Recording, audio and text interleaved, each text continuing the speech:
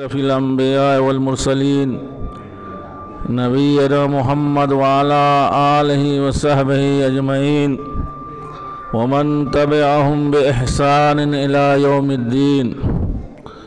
قال الله سبحانه وتعالى: ومن آياته أن خلق لكم من أنفسكم أزواجا لتسكنوا إليها وجعل بينكم مودة ورحمة إن في ذلك لآيات لقوم يتفكرون. محترم حاضرین، خواتین اسلام، عزیز بچوں اور بچیوں، اللہ سبحانہ و تعالیٰ کا بے پایا احسان ہے، اس کا انعام ہے کہ اس نے اس تاریخی بستی میں اور جماعتی گاؤں میں ہم سب لوگوں کو اپنی اس پاکیزہ مسجد کے اندر جمع ہونے کی توفیق عنایت فرمائی اور دین کی باتیں سننے اور سنانے کا سنہرا موقع عنایت فرمایا۔ ہم ان لوگوں کے بھی شکر گزار ہیں جنہوں نے اس مجلس کو منعقد کیا ہے اور ہمیں اس میں کچھ کہنے کے مواقع عنایت کیے ہیں۔ اللہ تعالیٰ اس مجلس کو سجانے سنوارنے والوں کو بہتر سے بہتر بدلہ عنایت فرمائے۔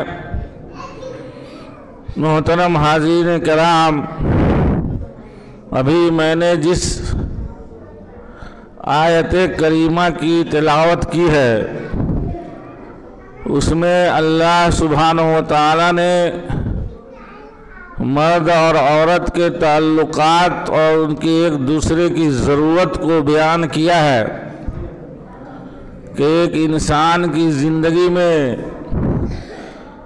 اس کی شریک حیات کی کتنی شدید ضرورت ہوتی ہے، اور ایک مرد کو اس کی شریک حیات سے اور اس کی بیوی کو اس کے ہم سفر سے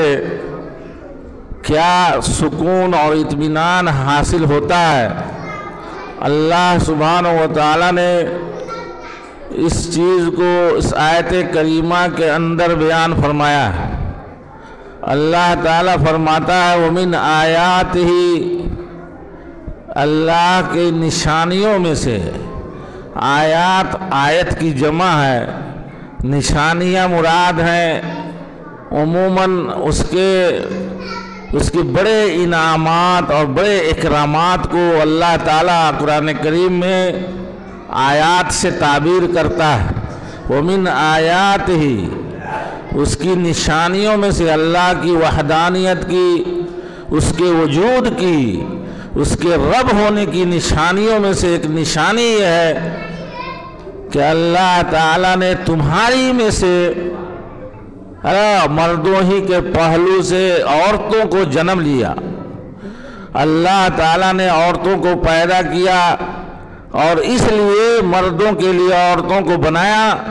لِتَسْكُنُوا إِلَيْهَا، تاکہ تم اس سے سکون حاصل کرو۔ مردوں کو عورتوں سے سکون حاصل ہوتا ہے،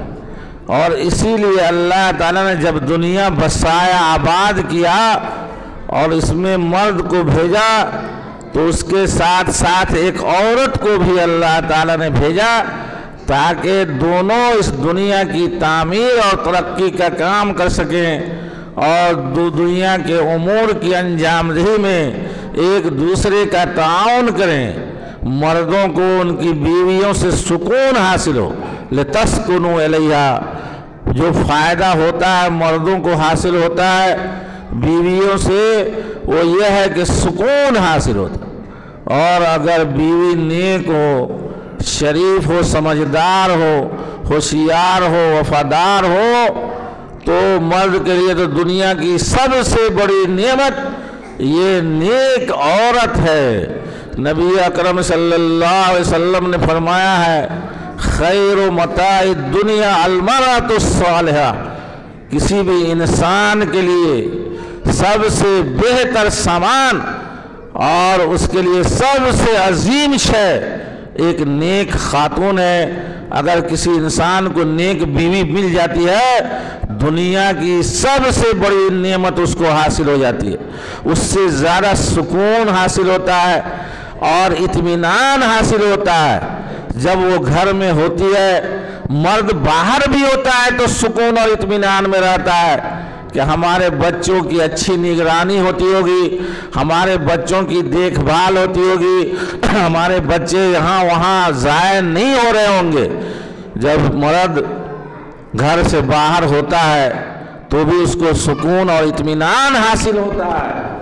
اور جب وہ گھر کے اندر ہوتا ہے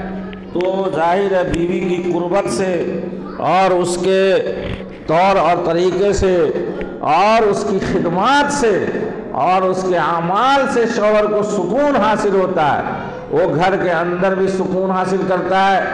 اور جب گھر کے باہر بلکہ بہت باہر ہوتا ہے، سعودی عرب میں ہوتا ہے اور بدیش میں رہتا ہے، وہاں پہ بھی نیک اگر بیوی ہے تو اس کو سکون حاصل رہتا ہے۔ لِتَسْكُنُوا إِلَيْهَا، اللہ نے اس لیے بیویاں بنائی شوہروں کے لیے تاکہ شوہروں کو نیند اچھی آئے، اس کو سکون اور اطمینان حاصل رہے۔ گھر پر ہو تو بھی سکون ہو، کھیت کھلیان میں ہو تو بھی اطمینان ہو، اور جب وہ دیش اور بدیش میں کہیں کما رہا ہو تو بھی اس کو سکون ہو اور اس کو شانتی نصیب ہو، کوئی ہاہا اور کھڑکھڑ نہیں ہو، کوئی خطرات نہیں ہو، گھر کے سلسلے میں اس کو کوئی چنتا نہیں ہو،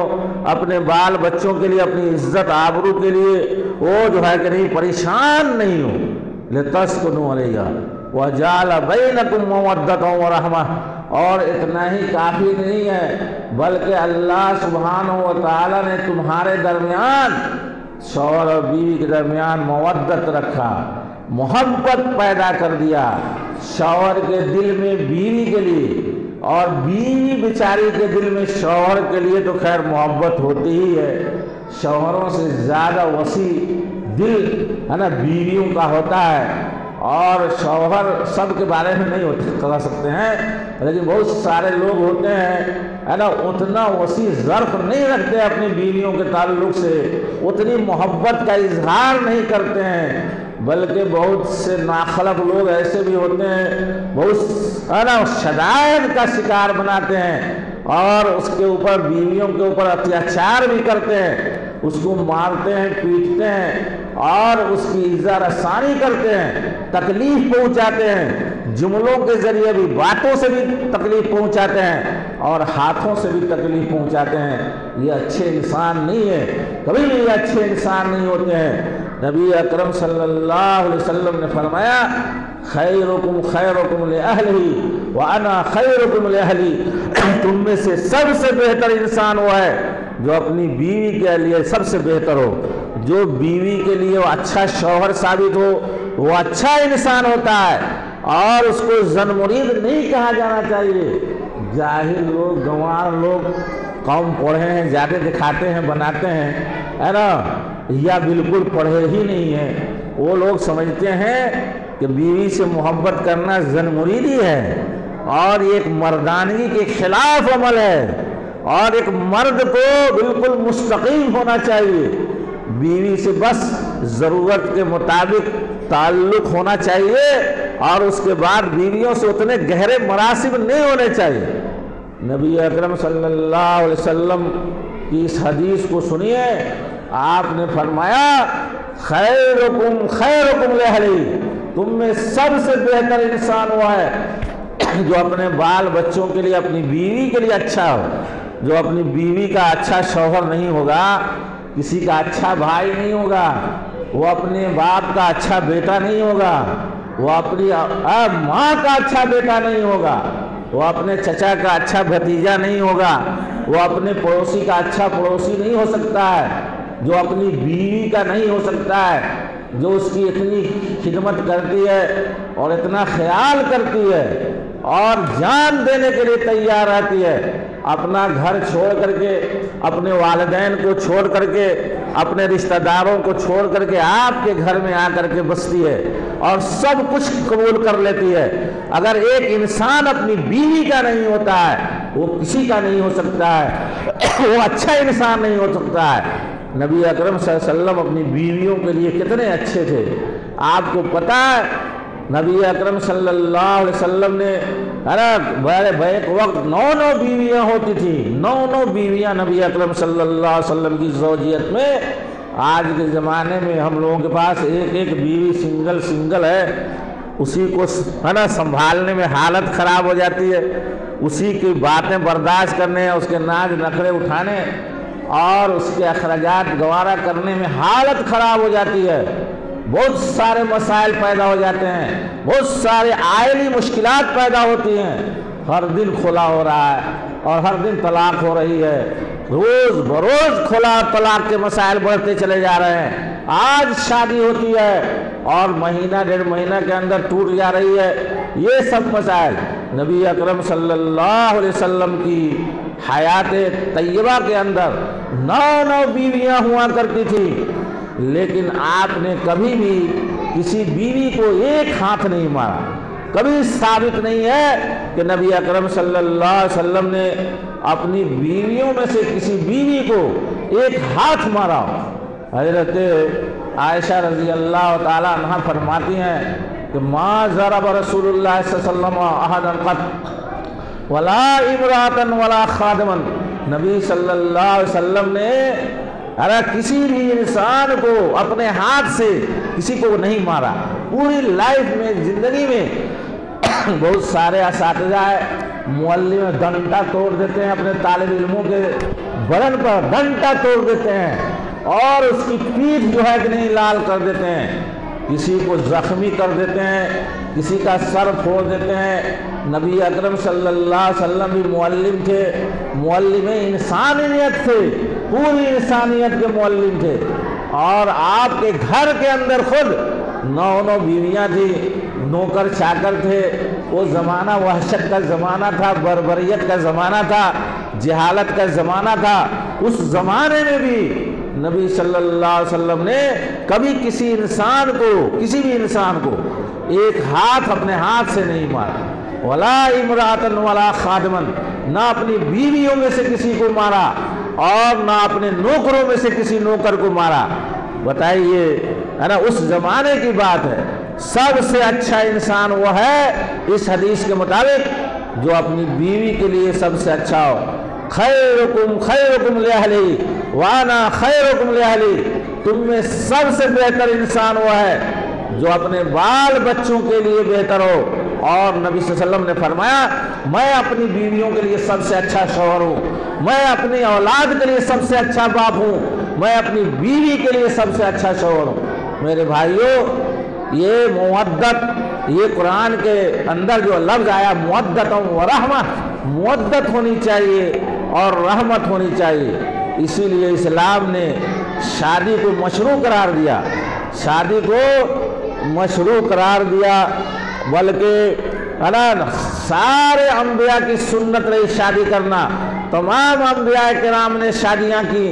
اور نبی صلی اللہ علیہ وسلم نے کئی شادیاں کی، صرف شادی نہیں کی، کئی شادیاں کی امت کو بتانے کے لیے کہ شادی کرنا چاہیے۔ ہر وہ انسان جس کو شادی کی ضرورت ہو جائے، وہ بالغ ہے اور وہ مستطیع ہے اور نان و نفقہ دینے کی طاقت رکھتا ہے، اس کے اوپر شادی کرنا واجب ہے۔ یہ نبی اکرم صلی اللہ علیہ وسلم نے فرمایا، یا معاشر الشباب من استطاع منکم الباءۃ فلیتزوج، اے نوجوانوں کی جماعت، جس کے پاس باء کی استطاعت ہو، یعنی کہ حقوق زوجیت ادا کرنے کی استطاعت ہو، وہ شادی کرے۔ نبی صلی اللہ علیہ وسلم کا امر کا صیغہ ہے، اب آپ نے کہا کہ شادی کرو، شادی کرنا واجب ہے۔ بھلے فقہا جو کہتے ہوں کہ یہ ہے وہ ہے، نبی اکرم صلی اللہ علیہ وسلم کا جو ہم اہل حدیث ہیں، ہمارا منہج کچھ الگ ہے۔ ہم حدیث کی اتباع کرتے ہیں، ہم احادیث کے الفاظ کو دیکھتے ہیں، غور کرتے ہیں، نبی صلی اللہ علیہ وسلم کے منشا کو جاننے کی کوشش کرتے ہیں۔ فقہا کے ہاں پڑھیے گا تو معلوم یہ ہوگا کہ اس کو اس امر کے سیغوں کو استحباب کے اوپر محمول کریں گے، لیکن ہم سمجھتے ہیں کہ جس شخص کے اندر شادی کرنے کی پوری استطاعت ہے، پوری صلاحیت ہے، وہ نفسانی اعتبار سے اور مالی اعتبار سے شادی کرنے کی قدرت رکھتا ہے، اس کو شادی کر لینا چاہیے، اس لیے کہ شادی کے اندر بہت سارے مصالح ہیں، بہت سارے مصالح کی تکمیل ہوتی ہے شادی سے، اس لیے اس کو وجوب کے اوپر محمول کیا جانا چاہیے۔ نبی صلی اللہ علیہ وسلم کا جو امر کا صیغہ ہے، امر وجوب ہی کے لیے آتا ہے اور وجوب ہی کے اوپر محمول کرنا چاہیے۔ میرے بھائیوں، اگر استطاعت ہے تو میرے یہ جو ہے شادی کرنا یہ کتنا فائدہ ہے، اگر فائدہ نہیں ہوتا تو اسلام اس کو مشروع قرار نہیں دیتا، اس کے اندر بہت سارے فائدے ہیں۔ جب انسان شادی کرتا ہے تو ایک تو یہ ہے کہ اپنے آپ کو برائی سے بچاتا ہے، اور دو، ایک مرد ایک لڑکا اور ایک لڑکی یکجا ہوتے ہیں، دونوں کے درمیان محبت پیدا ہوتی ہے، دو مختلف خاندان ملتے ہیں، توالد اور تناسل کا ایک تسلسل قائم ہوتا ہے۔ اگر شادی مشروع نہیں ہوتی تو لوگ جو کس کی طرف منسوب ہوتے، اتنے سارے انسان ہوتے، وہ کس کا بیٹا کہلاتے اور کس کی بیٹی کہلاتے۔ شادی نے طے کیا کہ یہ شادی جب ہوتی ہے اور ہو جاتی ہے، اس کے بعد جو بچے پیدا ہوتے ہیں اپنے باپ کی طرف منسوب ہوتے ہیں۔ اگر شادی نہیں ہوتی تو جو بھی انسان ہوتے وہ کیا ہوتے، وہ کس کی طرف منسوب ہوتے، کس کا بیٹا کہلاتے، اور ایک عورت کس کی بیٹی کہلاتی۔ شادی کی وجہ سے یہ جو اچھا طریقہ ہے تناسل کا، توالد کا، جو نسل آگے بڑھتی ہے، یہ بالکل پائیدار طریقے سے اور پاکیزہ طریقے سے توالد اور تناسل کا یہ سب سے بہترین طریقہ ہے۔ اسی لیے سارے انبیاء نے اس طریقے کو اختیار کیا، اور نبی اکرم صلی اللہ علیہ وسلم نے فرمایا کہ النکاح من سنتی، نکاح میرا طریقہ ہے، میری سنت ہے۔ سنت سے مراد ہے نا وہ سنت نہیں ہے، سنت سے مراد طریقہ ہے، نکاح کرنا میرا طریقہ ہے، نبی صلی اللہ علیہ وسلم کا طریقہ ہے، تو ساری امت کے لوگوں کا طریقہ ہونا چاہیے۔ ہمارے ہاں شادیوں میں بہت تاخیر ہوتی ہے۔ نبی اکرم صلی اللہ علیہ وسلم نے فرمایا ہے کہ جب باپ کی استطاعت ہو، حقوق زوجیت ادا کرنے کی استطاعت ہو تو تم شادی کرو۔ اگر کوئی نان و نفقہ دینے کی استطاعت رکھتا ہے، کوئی لڑکا جوان ہو چکا ہے، وہ مالدار ہے، پیسے والا ہے، بیوی کے اخراجات ادا کر سکتا ہے، اور ادھر ادھر نظر دوڑاتا ہے، یہاں وہاں فون سے بات کرتا ہے، دوسری غیر محرم لڑکیوں سے دوستی کرتا ہے لیکن شادی نہیں کرتا ہے، بتائیے کتنے بڑے جرم کا ارتکاب کرتا ہے۔ اور جو لوگ اس شادی میں دیری کرتے ہیں، تاخیر کرتے ہیں، وہ غلط، عموماً اس کے تعلقات غلط ہوتے ہیں۔ نبی صلی اللہ علیہ وسلم نے اسی لیے کہا کہ جیسے ہی مونا کی یعنی کہ حقوق زوجیت ادا کرنے کی استطاعت ہو جائے، بیوی کا خرچہ ادا کرنے، نان و نفقہ اور سکنا ادا کرنے، اور اس کے تیل صابن کا، کپڑا لتا کا انتظام کرنے کا پیسہ ہو جائے تمہارے پاس، تو تم بلا تاخیر شادی کرو۔ شادیوں میں آج کے زمانے میں 30 سال کا لڑکا ہو جا رہا ہے، 35 سال کا بڑھوا ہو جا رہا ہے، بیاہ نہیں کرتا ہے، کاہے نہیں کرتا ہے، پتہ نہیں اس کا باپ کیا سمجھتا ہے، باپ نہیں کرتا ہے، وہ نہیں کرتا ہے، کیا کرتا ہے، کیا چاہتا ہے، معاشرے میں خلفشار چاہتا ہے، وہ زناکاری اور بدکاری کو فروغ دینا چاہتا ہے، معاشرے کو تاراج کرنا چاہتا ہے، وہ معاشرے میں فحاشی اور بے حیائی کو عام کرنا چاہتا ہے۔ میرے بھائیو، چھردوالی نہ تڑپے گا تو کیا کرے گا؟ بیٹا نمہر ہے، بڑکا موبائل دیے ہوئے ہیں، رات بھر فلم دیکھتا ہے، اور جو ہے کہ نہیں یہ سب سہولت دیے ہوئے ہیں، بیاہ کرنے نہیں کرتے ہیں کہ کچھ اور پیر پر کھڑا ہو جائے۔ ارے وہ اپاہج ہے کہ پیر پر کھڑا ہوگا، ہے نا؟ اللہ تعالیٰ اسی نکاح کے ذریعے روزی بھی دیتا ہے اور غریبوں کو مالدار بنا دیتا ہے۔ اللہ کا وعدہ ہے، یغنیہم اللہ یکونوا فقراء یغنیہم اللہ من فضلہ۔ شادی کرو، اگر فقیر ہو گئے تو اللہ تعالیٰ اس کی برکت سے تمہیں مالدار بنا دے گا۔ شادی کرنے سے برکت ہوتی ہے۔ ایک ایسی عورت آ جاتی ہے گھر میں کہ آتے کے ساتھ ہی ماحول چینج ہو جاتا ہے، بدل جاتا ہے، पज़मुर्दा घराने, बेरौनक घराने रोशन हो जाते हैं। एक अलग माहौल हो जाता है। जिसके घर में अच्छा खाना नहीं बनता था, अच्छा खाना लोग नहीं जानता था, एक औरत आती है तो हलवा बनाने लगती है, तरह तरह का डिश तैयार करने लगती है, अच्छी दाल हो जाती है, अच्छी सब्जी हो जाती है। जो करिया दाल जिसके घर में बनती थी, जिसके घर में अच्छी सब्जी में तेल नहीं, पत्ते नहीं, कहाँ मसाला नहीं, दोनों घर में अच्छा खुराक नसीब हो जाता है। भाई अरे कोई लड़कियां आती हैं, अच्छे घराने की आ जाएगी, अच्छा हुनरमंद आ जाएगी, तो वो बढ़िया बढ़िया खाना खिलाएगी तुमको, अच्छी अच्छी ग़िज़ा मिलेगी, हलवा बनाएगी, कभी गजरा का, कभी जो है कि नहीं अरे कुछो का, कभी चना का हलवा बना देगी, कभी अरे उसी में तब्दील करती रहेगी। जिसको अच्छा कभी मिला नहीं, है ना, हमेशा करिया दाल खाया, हमेशा है ना पनिया भात खाया, उसको भी कोनो अच्छी लड़की आ जाती है अच्छे घराने की, तो उस घर में भी अच्छा खाना बनने लगता है और एक रौनक आ जाती है और एक उस शौहर के घर जिंदगी में इनकलाब पैदा हो जाता है। बकलेलवा लड़का सब एक से एक होशियार और समझदार और कामयाब हो जाता है। वो निकलता है अपनी बीवी की खिदमत, है ना, गैरत दिलाती है, वो समझाती है, पागल लड़का सबको, बाकल लड़का सबको औरत सब समझा के होशियार बना देती है। अपने मकतब में पढ़ा के वो कोनो उस्ताद से नहीं पढ़ा, लेकिन बीवी से जरूर पढ़ता है कि नहीं। वो समझाती है कि क्या करिए, फलनवा ऐसे कमा रहा है, वो ऐसे कमा रहा है, वैसे कमा रहा है, आप भी कमाइए, आप भी आगे निकलिए, आप भी बाहर निकलिए। वो उसको उकसा करके काम के ऊपर आमादा करती है और बेअमल इंसान भी कारामद हो जाता है। शादी में बहुत फ़ायदा है और इसीलिए नबी अकरम सल्लल्लाहु अलैहि वसल्लम ने हर जवान को कहा शादी करो। वो जवान जो जवान हो गया है और जो अपनी बीवी को खिलाने की इस्तिताअत रखता है और शादी नहीं करता, वो अल्लाह के रसूल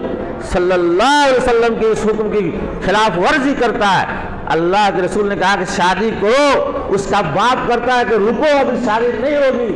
अभी तक 25 साल हुआ, अभी तो 27 साल हुआ, 28 साल हुआ, तो बूढ़ा हो जाएगा तब ब्याह करेगा उसका, है कि नहीं। ये जो है बहुत सारे लोग कहते हैं कि ये कोर्स कंप्लीट कर लेगा तब ब्याह करेगा, डॉक्टरियत मुकम्मल कर लेता है, इंजीनियरिंग मुकम्मल हो जाती है और ये जो है कि नहीं उसका ग्रेजुएशन हो जाता है या उसको नौकरी कहीं मिल जाती है, पैर पर खड़े हो जाता है। वो पैर पर खड़ा होते होते अपाहिज लड़का वो कहियो पैर पर कोनो नहीं खड़ा हो पाता है ना, तो उसका ब्याह नहीं होना चाहिए, है ना। ये जो है ज़्यादा माल और दौलत के हुसूल में जिसके पास ज़्यादा डिग्री रहेगी उसको, है ना, लड़की वाले की तरफ से ज़्यादा जहेज मिलेगा और ज़्यादा जो है कि नहीं सारा सामान मिलेगा,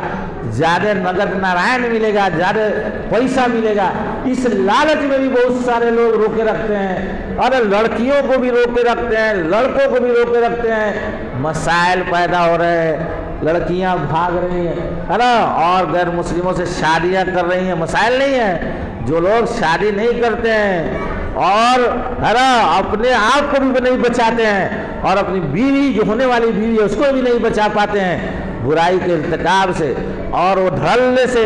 गैरों के यहाँ जाती हैं और वहाँ शादियाँ कर रही हैं, उसका मुजरिम कौन है। मेरे भाइयों,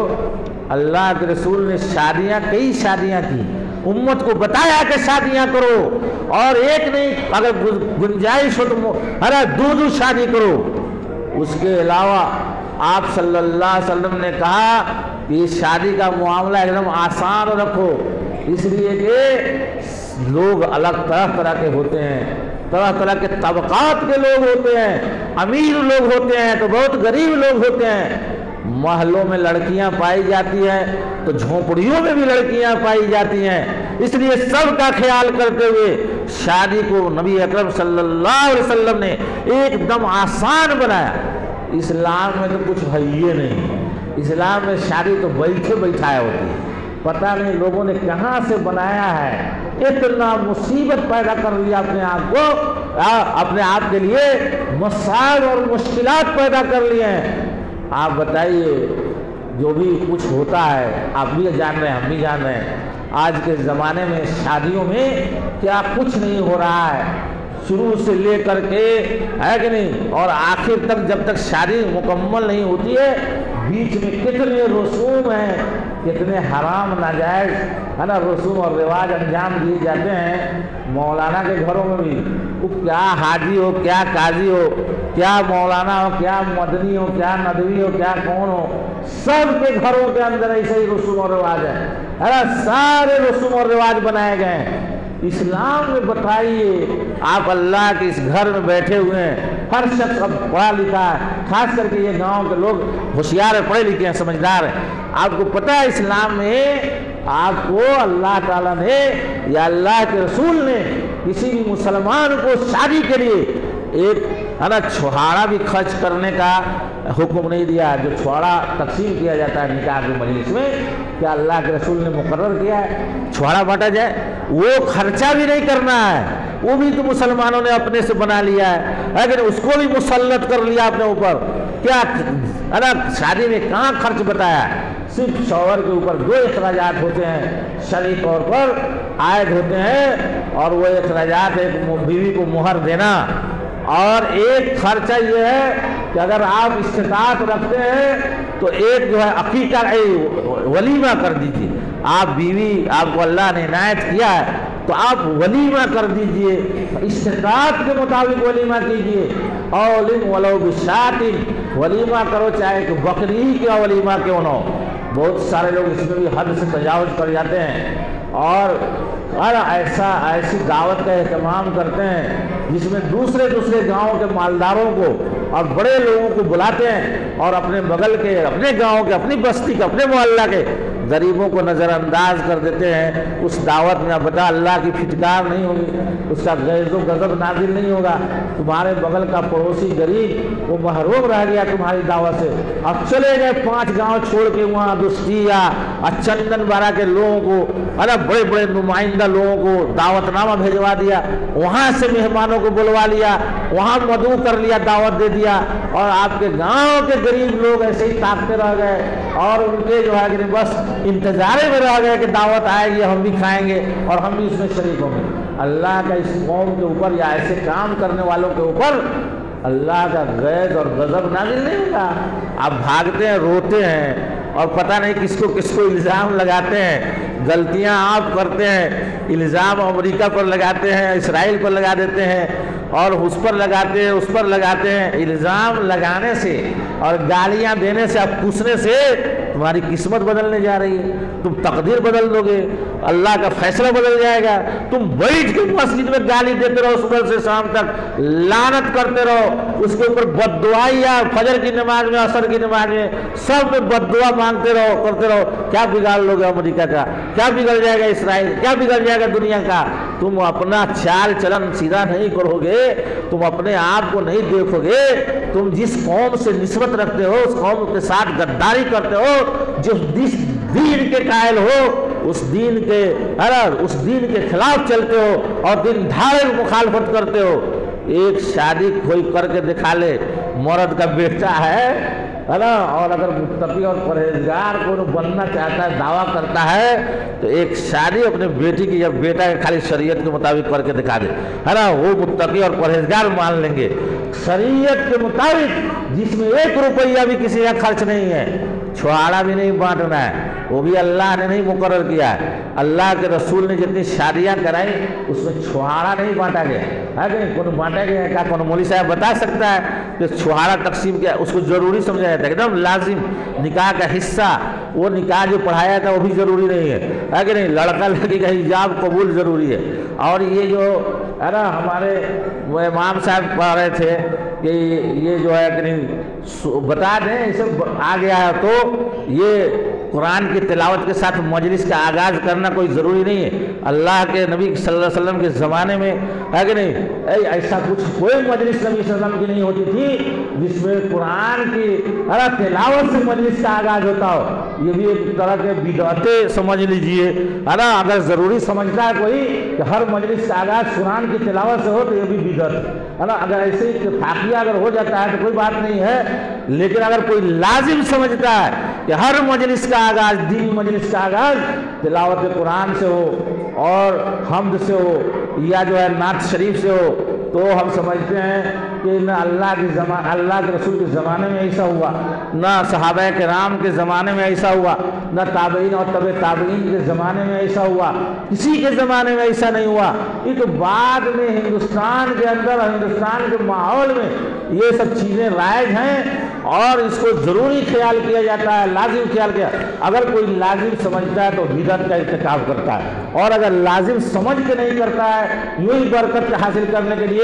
تو بھی اس سے بچنا چاہیے، اجتناب کرنا چاہیے۔ نبی اکرم صلی اللہ علیہ وسلم کی حدیث ہے، یاد رکھیے ہمیشہ، اہل حدیث ہے، ہمارا الگ منہج ہے۔ ہم دوسرے لوگوں کو مانتے ان کے نہیں، کون کیا کہتا ہے کرتا ہے اس کو ہم نہیں سمجھتے۔ اللہ نے کیا فرمایا ہے، اللہ کے رسول نے کیا کہا ہم اس کو دیکھتے ہیں، ہے نا۔ کون کیا کرتا رہا ہے، کیا کرتا ہے، اس سے کوئی مطلب نہیں، ہمارا یہی منہج ہے، یہی مسلک ہے۔ اللہ کے رسول نے فرمایا ہے من عمل عملا لیس علیہ امرنا فہو رد، جو بھی انسان کوئی ایسا عمل کرتا ہے جس کے لیے ہمارے طرف سے حکم نہیں دیا گیا وہ مردود ہے، وہ عمل باطل ہے۔ من عمل عملا لیس علیہ امرنا، اگر کوئی بھی مسلمان کوئی ایسا عمل انجام دیتا ہے جس کا میں نے حکم نہیں دیا ہے، ہمارا اس کے سلسلے میں حکم نہیں ہے، تو وہ عمل مردود ہے، باطل ہے، یعنی وہی بدعت ہے اور ضلالت ہے۔ اب بتائیے اللہ کے نبی نے مجلس کے آغاز سے قرآن کی تلاوت کرنے کا حکم دیا ہے نا، اور نعت شریف پڑھنے کا حکم دیا ہے؟ نہیں ہے، تو ایک مردود عمل ہے، غلط ہے اور لازم نہیں سمجھنا چاہیے۔ میں نے یہ تو نکاح کا مسئلہ ہم یاد کہے تھے، یعنی کہ ہم لوگ مخالفت کرتے، جان بوجھ کے مخالفت کرتے رہتے ہیں، اور اللہ کے نبی صلی اللہ علیہ وسلم نے نکاح کے سلسلے میں جو فرمایا کہ شادی کرو، شادی کرنا چاہیے، جوانی جیسے دہلیز کو جیسے انسان عبور کرے، پار کرے، اور اس کے پاس استطاعت ہو، اتنی گنجائش ہو، تو اس کے لیے کوئی عذر نہیں ہے۔ اللہ کے نبی کا حکم اسی وقت فالو کر سکتے ہیں اور اسی وقت ان کی اطاعت کر سکتے ہیں جب ان کے حکم کو مانیں اور بلا تاخیر شادی کریں۔ جان بوجھ کے ہم لوگ ایڈوانس گھرانوں میں جو بڑے پڑھے لکھے لوگ ہیں یا مالدار لوگ ہیں، ہے نا، بڑے مالدار لوگ ہیں، وہ اپنے بچے اور بچیوں کی شادیاں لیٹ سے زیادہ کرتے ہیں، بنسبت غریب گھرانے کے لوگ جلدی شادی کرتے ہیں اپنی بیٹیوں کی اور اپنے بیٹوں کی بھی کرتے ہیں، اور جو امیر گھرانے ہیں اور جو ہے دولت مند گھرانے ہیں وہ اپنے بچے کی شادی بھی تاخیر سے کرتا ہے، ادبورا کر دیتا ہے، اور اپنی بچی کی شادی بھی اگر جلدی کرتا ہے، اس کی عمر تو بیچاری کی 40 سال تک تو ولادتیں ہوتی، عورت 40 سال تک بچہ دے سکتی ہے، اب 25 سال میں آپ بیاہ کر رہے ہیں، ہے نا، تو کوئی سال تک بچہ دینے کے پوزیشن میں رہتی ہے نا، 2 3 ہوگا بند ہو جائے گا، ختم معاملہ۔ اس لیے پہلے کے زمانے میں 17 سال 18 سال میں شادیاں ہو جاتی تھی، اور اسی وہی طویل عمر ہے اس کی، اور اس وقت شادی ہونی چاہیے۔ میرے بھائیوں، آج جو فتن اور جو آج کے کا ماحول ہے، پر فتن ماحول ہے، دیکھ رہے ہیں بھاگ بھگول یہاں وہاں، حادثات بڑھتے جا رہے ہیں، گھر سے نکلنے کے اور دہلیز پار کر جانے کے۔ ایک لڑکی سب طرح طرح کی مزاج کی ہوتی ہے، لڑکا بھی مختلف مزاج کا ہوتا ہے، کوئی بہت گرم ہوتا ہے، کوئی تھوڑا نرم ہوتا ہے۔ گارجین کا کام ہے مزاج پڑھے، بہت سارے بچوں کو انتظار کرائیے گا، کر لے گا، اور وہ آپ کو بدنامی کا باعث نہیں بنے گا،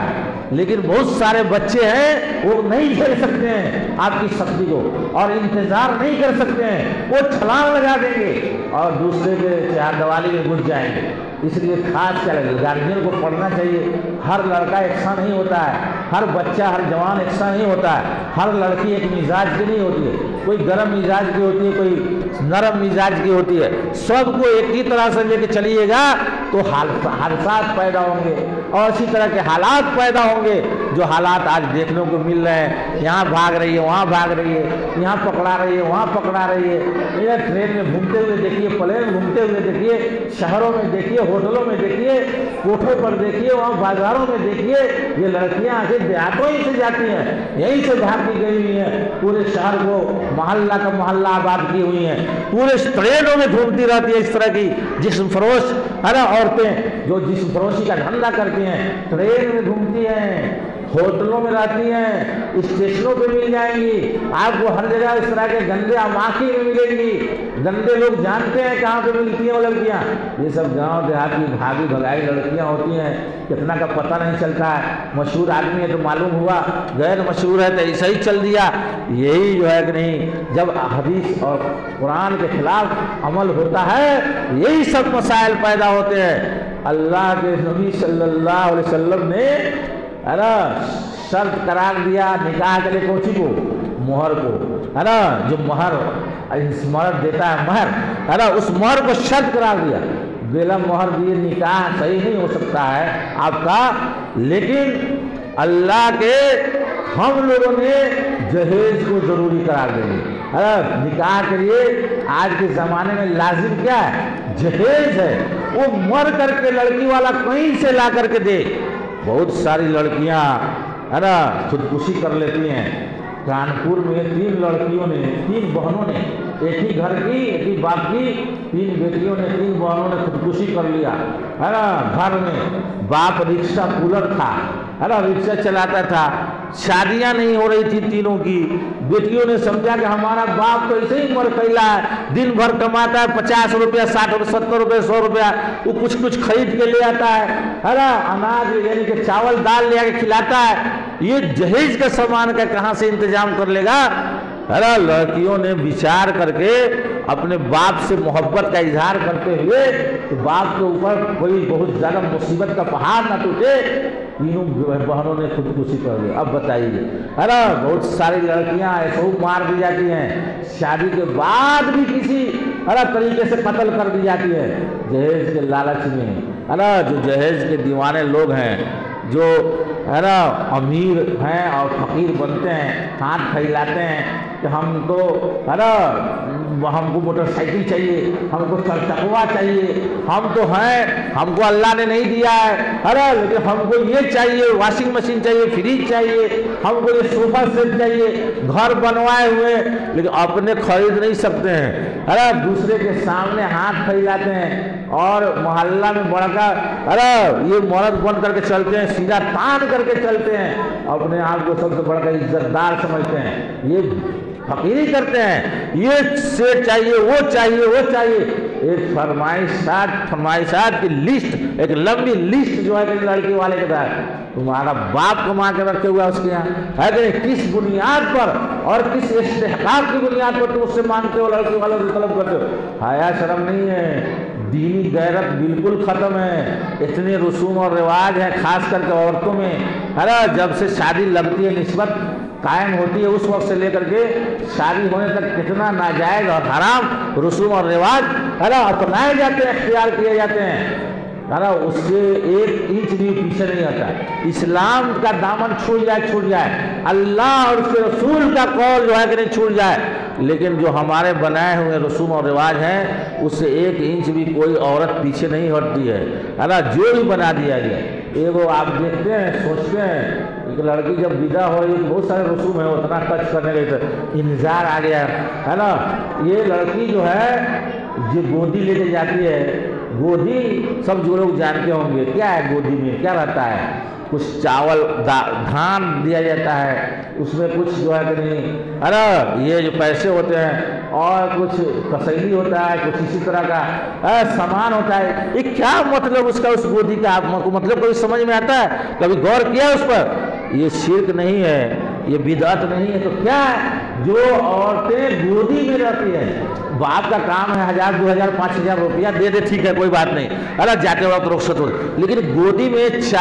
دھان دینا ہے نا یا مونگ پھلی دینا یا اسی طرح مشری دینا یا اسی طرح اس طرح کا کچھ چیزیں، اس کا کیا مطلب؟ دھان کا اس وقت دھان دینے کا کیا مطلب، اور اس وقت مشری دینے کا کیا مطلب، اس وقت کسیلی دینے کا کیا مطلب؟ کبھی سوچا ہے؟ سوچتے ہیں یہ شرک نہیں، اگر اس کا کوئی مطلب ہوتا ہوگا یعنی کچھ مراد ہوگا، غیروں سے لیا ہے آپ نے، ان کے یہاں کوئی مطلب ہوگا، آپ کے یہاں تو کوئی مطلب نہیں، آپ نے تو سیدھے اختیار کر لیا ہے، غیر مسلموں کو دیکھ کر کے گودی لے لیا، لیکن اس میں جو چیزیں دی جاتی ہے اس کے مقصد پر کبھی غور کیا ہے کہ دھان کیوں دیتے ہیں، کسیلی کیوں دیتے ہیں، مونگ پھلی کیوں دیتے ہیں، اور اس میں یہ چیزیں کیوں دیا جاتا ہے؟ یہ اس کا کچھ نہ کچھ مطلب ہے، کچھ ٹوٹکا ہوگا، یہ شرک اور بدعت ہے اور ضلالت نہیں تو کیا ہے؟ مسلمان کون سی بچی محفوظ ہے؟ وہ عالمہ ہو، فاضلہ ہو، جاہلہ ہو، ہے نا، وہ بڑے مولانا کے گھر کی ہو، جاہل کے گھرانے کی، سب کے ہے نا کی گودی دیے، ایسا ایسا لباس اور ایسا ایسا ڈریس، ایسی ایسی شکل اور صورت اختیار کیا جاتا ہے۔ اب تو دیکھیے گا مہندی کا رسم ہے، ہلدی کا رسم ہے، سب ایک ڈیزائن کا ڈریس پہنے ہوا ہے، پیلا پیلا، ہلدی میں سب پیلا پیلا، پورے گھر کا لوگ پیلا پیلا۔ یہ ابھی نیا نیا یہ رسم جاری ہوا ہے، یہ جو ہے اسلام میں جائز ہے۔ اسلام شادی میں کوئی خرچ نہیں، وہ چھوہارا جو ہم تقسیم کرتے ہیں اس کو بھی، اس کا بھی مکلف اسلام نے قرار نہیں دیا ہے، کوئی خرچ نہیں ہے۔ اور جو شادی بلا خرچ ہو یا کم خرچ کے ساتھ ہو وہ بابرکت شادی ہوتی ہے۔ نبی اکرم صلی اللہ علیہ وسلم نے فرمایا اعظم النکاح برکتاً ایسرہ مؤونۃ، برکت اس شادی میں ہے جس میں خرچہ کم ہو، اور وہ شادی میں جو زیادہ خرچ کیا جائے وہ شوق ہو سکتا ہے نا، اور دکھاوا ہو سکتا ہے، ریاکاری ہو سکتی ہے، گناہ کا باعث ہو سکتا ہے، لیکن برکت اور رحمت کا باعث نہیں ہو سکتا وہ نکاح۔ جس شادی میں کم سے کم خرچ ہو اس شادی میں وہ برکت۔ میرے بھائیوں، اس باپ کی کیا غلطی ہے جس کو 5 بیٹیاں ہیں، اور 5 بیٹیاں اللہ نے اگر دیا ہے کسی کو، 6 بیٹی دیا ہے تو گناہگار ہو گیا۔ ارے قوم کے لوگ اس کے اوپر جو ہے کہ حملہ ہوتے ہیں۔ سب سے بے حیا اور بے شرم لوگ تو وہ ہے جو اس شادی کے موقع پر ہے نا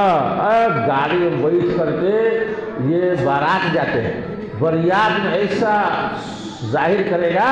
لگے گا کہ یہ بہت بڑا معرکہ سر کرنے جا رہا ہے، ارے بہت بڑا نیک کام میں بلائیے گا تو محلہ کے وہ گھروں میں سے ہجن نہیں آئے گا،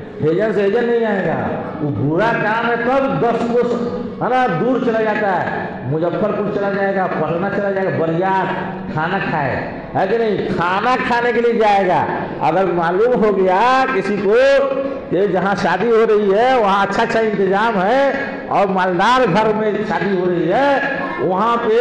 ہرا مٹن ملنے والا ہے اور دنیا میں کوئی فرائی ہے، یہ چکن فرائی، مٹن فرائی اور یہ فرائی بہت اچھا کھانا ہے، تو اس کا راستہ پگا توڑا کے بھاگ جائے گا۔ تو روکبو کرے گا تو کینوں نہ کینوں سیٹ پکڑ لے گا، لٹک یہ ہو جانا ہوگا گاڑی پر تو لٹک کے جائے گا۔ ایسے سر اٹھا کے بیٹھتا ہے نا، یعنی شرم آنی چاہیے، سر ایسا اٹھا کے نیا پہن کے اور وہ جھمکا کے بیٹھے گا گاڑی میں، اگلا سیٹ پر بیٹھنا چاہے گا، پیچھے تو آپ کو بیٹھنا ہی نہیں چاہتا۔ اور حرام کا پیسہ ہوتا ہے، بیٹیوں والا کا ڈھیوا ہوتا ہے، پیسہ ہوتا ہے، اس لیے بے تحاشا گاڑی بھی بنوا لیتا ہے اور سب کو آگے کی سیٹ دیتا ہے، پیچھے خالی لڑکا سب کو ٹھونس کے جاتا ہے۔ یہ سب لڑکا سب جو ہے نا جانا ہونا نہیں کہیں تم لوگ بریات حرام کا کھانا ہے نا، وہ ناجائز ہے۔ اسلام میں ایک ہی اصول ہے، دوسرے کے کھانا کھانا ہے یا دوسرے کا پیسہ آپ کے لیے حلال ایک ہی صورت ہو سکتا ہے کہ جب وہ طیبے خاطر سے، خوش دلی سے آپ کو دے ہے نا، اور یہ دعوت غیر مشروع ہے، وہ لڑکا والا آپ کو دعوت دیتا ہے اور لڑکی والے کے یہاں کھلاتا ہے، یہ تو طبعاً بھی غلط ہے، یعنی اخلاقاً بھی اس کو نہیں ماننا چاہیے، بالکل تسلیم نہیں کرنا چاہیے۔ اللہ تبارک و تعالی امت مسلمہ پر رحم فرمائے، کم سے کم اس معاملہ کے اس میں اندر اصلاح پیدا ہو، جو پڑھے لکھے لوگ ہیں وہ اپنے آپ کو پہلے سدھاریں اور پہلے جو ہے کہ نہیں اپنے اعمال کا جائزہ لیں۔ نکاح آسان تھا، کتنا مشکل کر دیا گیا ہے، بتانے کی ضرورت نہیں ہے۔ ہمارا عمل کیا ہے، بارات میں ہم کس طرح شرکت کرتے ہیں، شمولیت کرتے ہیں، حالانکہ ناجائز کھانا ہوتا ہے، بالکل 100% ناجائز ہے، وہ کھانا کسی بھی اعتبار سے کھانا جائز نہیں، لیکن اس کے لیے ہم مارا ماری کرتے ہیں، ایک دم جو ہے تیار ہو کر کے سارا کام چھوڑ چھاڑ کے ہم سویرے سے تیار رہتے ہیں بارات جانے کے لیے۔ اور اللہ تعالی ہم سب کی اصلاح فرمائے، امت مسلمہ کی حفاظت فرمائے، اللہ تعالی ہمارے نوجوانوں کی حفاظت فرمائے، ہمارے بہنوں اور بیٹیوں کی حفاظت حفاظت فرمائے، اللہ تعالیٰ ہمارے حرمات کی، ہمارے مقدسات کی اور ہمارے مشاعر کی حفاظت فرمائے، اللہ تعالیٰ ہمارے مساجد کی حفاظت فرمائے، ہمارے دین کی، ہمارے ایمان کی حفاظت فرمائے، اللہ تبارک و تعالیٰ ہمارے عقیدے کی حفاظت فرمائے۔ وَأَقُولُ قَوْلِي هَذَا وَأَسْتَغْفِرُ اللَّهَ لِي وَلَكُمْ وَلِسَائِرِ الْمُسْلِمِينَ فَاسْتَغْفِرُوهُ إِنَّهُ هُوَ الْغَفُورُ الرَّحِيمُ۔